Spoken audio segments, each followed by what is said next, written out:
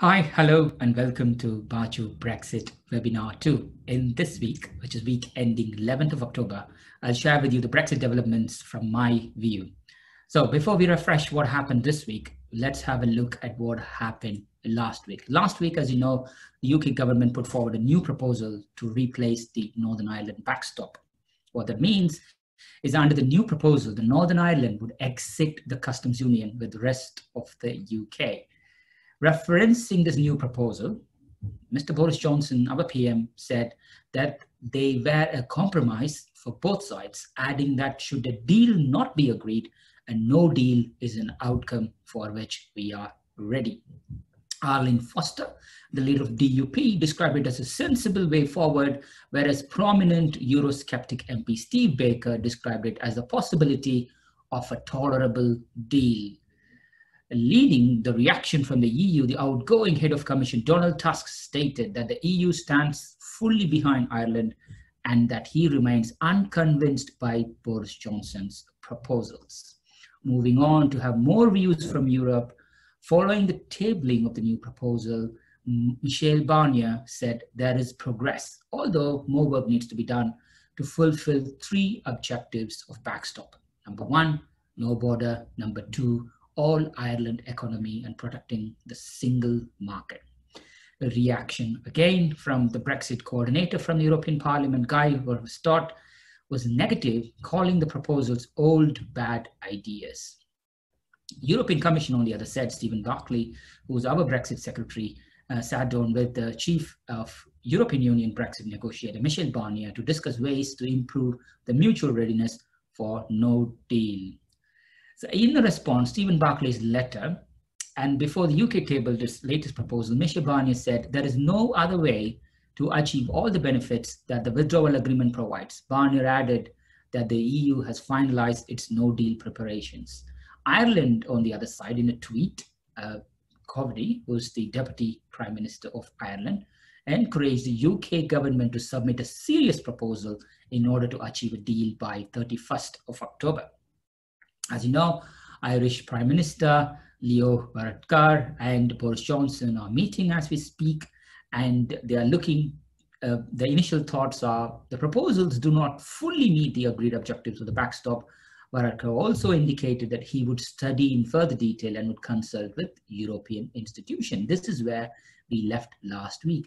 But while this was happening, as you mentioned, the businesses were responding to the no-deal Brexit. The no-deal planning, as you know, our Chancellor Sajid Javid has announced 4.3 billion of post-Brexit funding in 2019-20 to be made available to a no-deal scenario. The funding is designed to support the organizations that are currently receiving EU funding and will amount to 16.6 billion over its lifetime. Manufacturing unit, supposedly, the purchasing and the input stocks among manufacturers rose to 4-month high as businesses restart Brexit stockpiling preparations. However, the Brexit uncertainty coupled with current economic environment has caused a reluctance to commit to capital expenditure among manufacturers. The IHS Market Manufacturing PMI concludes that the business optimism remained at a subdued level in September, reporting that forecast future needs is increasingly difficult for business. If you look at the services sector, obviously the services sector activity has fallen, with lower outputs for both new and outstanding businesses as a result of Brexit uncertainty. A survey by IHS Market, again, CIPS PMI, states that the postponement of orders by clients and international clients switching businesses to other markets have led to decrease in activity. The survey also reports that the business expectation for future activity was the lowest since July 2016 for 5 years, with employment in the UK private sector falling at the fastest pace since December 2009. So the employment is the fastest falling over 10 years. Business confidence, obviously the optimism in the economy, is the lowest since 2016 at minus 10%, according to the findings from Lloyds Bank. The findings show that the business confidence remains steady at 2%, with more than a quarter of businesses expected to increase employment levels. The least confident regions were Scotland and Northern Ireland, as expected. Business concern about Brexit are at the lowest levels in January 2018, at minus 25%. However, only 18% of the companies believe that leaving the EU will have a positive impact. Stockpiling continues. As you know, the bakery chain Greggs has announced that it is stockpiling key products likely to be affected by border delays, such as bacon and tuna, in preparation for a no-deal Brexit. The chain is also bringing forward the purchase of delivery lorries made in Europe as part of their Brexit planning. Chief Exec Roger Whitstead said, should there be any short-term disruption at ports, we will be able to last a few days. While that goes on, then hopefully it will settle down. According to FT, Greggs also expects an increase in food and labor costs in the coming year alongside increased costs related to Brexit. So now let's look at the macroeconomics projections based on this scenario. In 2018, UK grew by 1.4%. The forecast by NIESR projects 1% in 2020 and nil in 2021. And the consensus economics on the other side projects 2019 to 1.2% and for 2020 to 0.5%. There's marginal differences in projections on both sides. The trade policy, as you know, the government is pledging to cut lorries import, new tariff to clothing import, just to encourage manufacturing boost while the Brexit uncertainty continues. Will there be an interest rate change? Having knew that the new Bank of England should be on post in the next 3-4 months with no chair of Treasury Select Committee, the interest rate of the monetary policy interest change might be on hold for a while unless the new Bank of England governor comes back to just discuss with the current Bank of Governor to just make sure what happens with the economy. But will it be too late? Don't know. The Institute of Fiscal Studies annual spending report has been published, which said the government borrowing over 50 billion next year, with 14 billion already pledged for extra public funding. Under a no-deal Brexit, UK government would likely borrow 100 billion in 2020-2021, which is twice as the limit which is currently being borrowed, according to the government numbers. IFS also recommends the government to shelve tax to deal with the economic downturn, whereas Institute of Economic Affairs recommends tax cuts for businesses and individuals. It'll be interesting to see the new government, post no-deal government, October 31st, if so election comes out, what sort of policy arrangement that they're going to take to ensure that UK is on track to deal with this uncertainty. The compounding trend continues. The UK house prices grew slowest rate in 6 years as the demand slumps to a 6-year low. The UK productivity fell to the quickest pace in 5 years, is 20% lower than what would have been during the pre-financial crisis levels. To make it worse, there's a synchronized slowdown in the global economy that manifested by the US-China trade war, the Brexit here in UK, and the Hong Kong issues. Trade wars wiping out $700 billion from global GDP by 2020. There's a 19 trillion corporation tax debt. It's 19 trillion corporation debt predicted to be default, which is 40% of total debt in 8 major economies. 19 trillion corporation debt predicted to default. Can the world economy withstand that?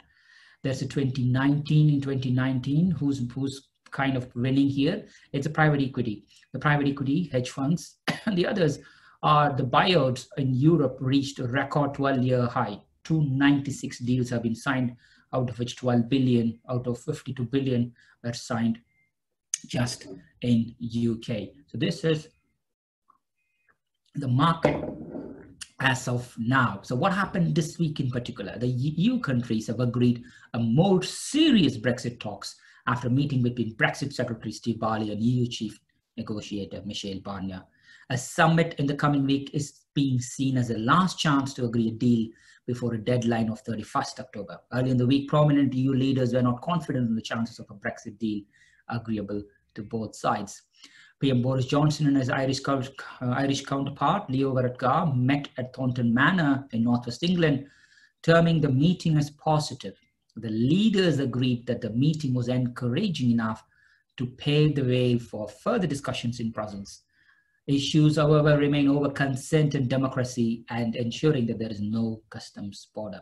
A legal bid was rejected in Scottish court, forcing PM Boris Johnson to ask for a Brexit delay in case a no deal is stuck with EU in less than 2 weeks. The court rejected the plea, citing that the British PM had previously given assurances on seeking an extension in cases fall through.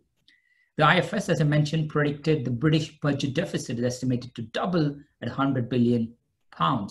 IFS suggested the government to wait for more transparency on Brexit before setting long-term budget goals and also avoid any income tax cuts. Britain's parliament demanded an update on the mitigation strategy prepared by the UK government to counter any disruption in case of a no deal. To that effect, the government published a 155-page document entitled No Deal Readiness Report, covering critical issues such as borders, citizens' rights, energy, industry impact, Northern Ireland, and more. As German Chancellor Angela Merkel highlighted that the concerns in case of a no-deal Brexit to delegates of Germany's largest industrial union, IG Metall, in Nuremberg, Germany. She claimed that Germany ought to minimize the negative impact of Brexit if there is a disorderly Brexit. French President Emmanuel Macron announced that Britain will have to face consequences if it decides to proceed with Brexit that is unacceptable to the other 27 EU countries. Finnish Prime Minister for European Affairs Tytti Tuppurainen told the bloc's lawmakers that the European Union is prepared to face a no-deal Brexit, which is fast becoming a dangerously realistic scenario. While this is happening, Paul Everett, the chief exec of ADS, Aerospace and Defence Trade Body, raised concerns to Cabinet Office Minister Michael Gove and Brexit Secretary Steve Barclay about surrendering membership of European Aviation Safety Agency, EASA. He warned that the regulatory divergence would pose a serious risk to the aerospace and defence sector. So that's a fast-forward roundup of Brexit developments, quickly recapping what happened last week, summarizing this week, and also how the businesses responded last week and this week. For the most relevant Brexit updates concerning business, politics, economics, subscribe to our weekly newsletter at baachu.com/Brexit readiness. If you are planning for Brexit readiness directly for the update, www.gov.uk Brexit will be an ideal source point for you to plan your Brexit resource. So have a relaxing weekend as much as you can when we are going through this. So my question today is this. I always pondering around it. You all have professional ethics if you are considered being part of a professional, accountant, lawyers, engineers, doctors. What if we have a professional ethics body for politicians? Will they behave differently than what they are behaving now? I don't know. But we are where we are. Have a good weekend. Thank you.